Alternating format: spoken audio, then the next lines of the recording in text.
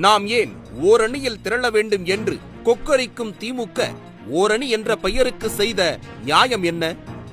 இன்றல்ல, நேற்றல்ல, என்றும் கூட்டணி எனும் அணியின் தயவால் ஆட்சியை நடத்தி கொண்டிருக்கும் திமுகவுக்கு ஓரணி என்று சொல்லும் அருகதை இல்லை. வலிமையான கூட்டணி என்பவர்கள் கூட்டணி கட்சிகளுக்கு செய்த கைமாறு என்ன? ஓரணி என்று சொல்வது ஆட்சி அதிகாரத்தில் பங்கை பகிர்ந்து கொள்ளும் உண்மையான அணி. கூட்டணிகளின் குரல்வளை நெரிக்கப்பட்டு, தொழிலாளர் உரிமைகள் நசுக்கப்பட்டு, சாதிக்கு எதிரான சட்டங்கள் ஏறி மிதிக்கப்பட்டு, சிறுபான்மையினர் கோரிக்கைகள் காற்றில் பறக்கவிட்டு என அனைத்து தரப்பினரையும் அதிருப்தியில் பிணைத்து அனைத்திற்கும் அப்பாற்பட்டு பாஜகவுடன் கைகுலுக்கி உறவாடும் திமுகவின் சர்வாதிகார அணி இந்த ஓரணி.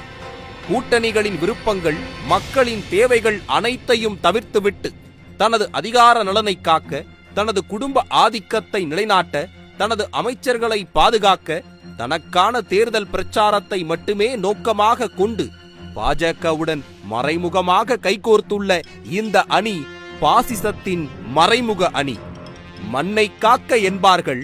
அரிட்டாப்பட்டியில் மக்கள் போராட்டம் வெடிக்கும் வரை அமைதி காத்து பின்பு யூட்டன் அடித்தது மக்களுக்கு தெரியாதா?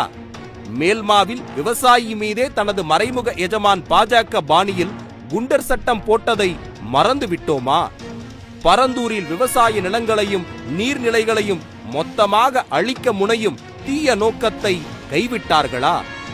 மானம் காக்க என்று நம்மிடம் சொல்லிவிட்டு அவர்கள் வெள்ளை குடையுடனும் நிதி ஆயோக் பெயரில் நெருங்கிய உறவுடனும் அவ்வப்பொழுது அண்டர்ஸ்டாண்டிங் ஒப்பந்தத்தில் சேர்ந்து மானத்தை இழந்தார்கள். நம் மக்களை மறந்தார்கள். ஒன்றிய அரசு வஞ்சிக்கிறது.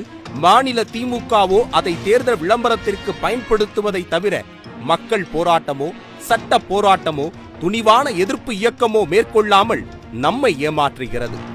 பாசிசத்தின் ஓரணி மக்களுக்கான அணியால், மக்கள் விரும்பும் அணியால், மக்களின் வெற்றி பேரணியால் வீழ்த்தப்படும். விரைவில் தமிழ்நாட்டில் புதியுகம் வெல்லப்படும்.